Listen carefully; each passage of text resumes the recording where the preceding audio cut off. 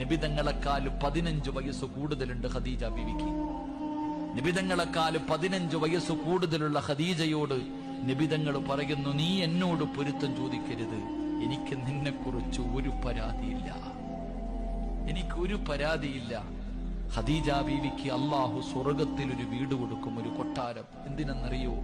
25 കൊല്ലം നബിതങ്ങളുടെ കൂടെ ജീവിച്ചിട്ട് ഒരിക്കൽ പോലും നബിതങ്ങളുടെ മുമ്പിൽ ശബ്ദമുയർത്തി സംസാരിച്ചിട്ടില്ല മഹദി ഖദീജ ബീവി റളിയല്ലാഹു തആല അൻഹ.